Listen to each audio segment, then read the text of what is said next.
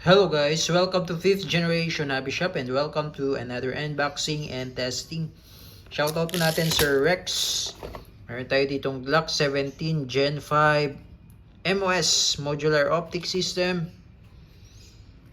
Blowback CO2 powered, chambered in 4.5mm steel ball.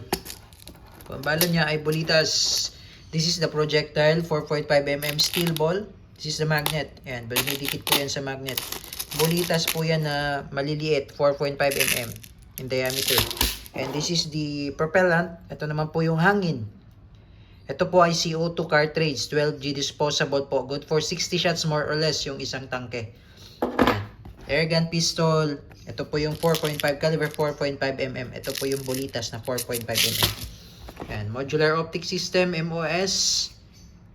With full markings, officially licensed product of Glock. Ayan. Tapos meron siyang rail for flashlight. Nandito yung safety niya sa ilalim.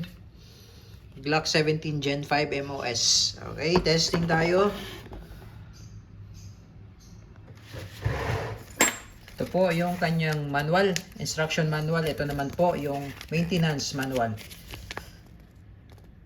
Ayan.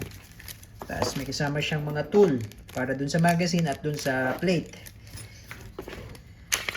Ito yung magazine po na 18 rounder capacity CO2 mag. Ito yung bala. Load tayo ng bala. Ganito lang po paglo-load. Ayan. Pasok nyo lang siya dyan.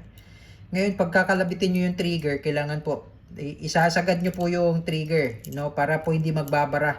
Isasagad nyo po siya, Bakal na yung internals niya. Tapos, naka-fix barrel na rin siya.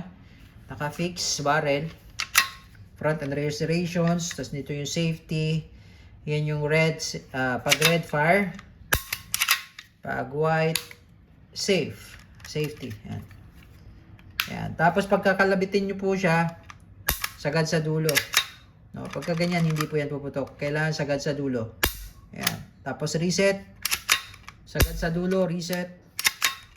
Yan. Kailangan po i-reset para po hindi siya magbara. Pagkakalabitin nyo, isagad nyo sa dulo yung trigger nyo. Okay? Tapos pag load ng bala, ganito lang po. Papasok nyo lang siya dyan. Tapos malalaglag naman po yung bala. O itataktak nyo para malaglag yung bala. Okay? Tapos load tayo ng silicone oil. Every time talaga yan na mag-load tayo ng CO2. Load tayo ng silicone oil. Ito yung kailangan natin ngayon, yung tool. Pati dito sa mag base, meron din siyang markings ng Glock. Ganyan mo lang siya. Tapos pag hindi pumasok yung CO2, luluwagan mo lang, adjust mo lang. Tapos kailangan mabilis pihit, tamang higpit lang. Okay? Then balik. Okay. Glock 17, pagka kinarga na po yung CO2, hindi po yan maubos hanggat hindi po, kahit hindi nyo po ubusin yung CO2, okay lang nakastock. Katagalan, nag-automatic evaporate pagka sobrang tagal na. Okay, so testing po. Glock 17 Gen 5 MOS Modular Optic System. So ibig sabihin, pwede mo siyang lagyan ng red dot optic basta meron siyang plate na akma dito. Yung plate. Okay, papatungan ng red dot optic. Okay.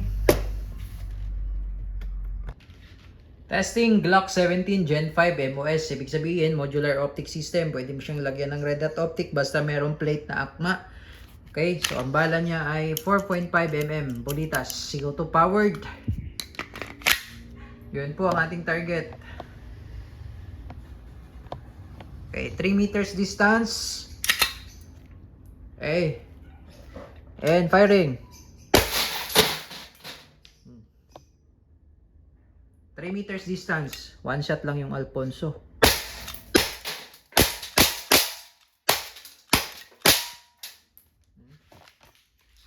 Makikita nyo butas-butas yan. Ayan o.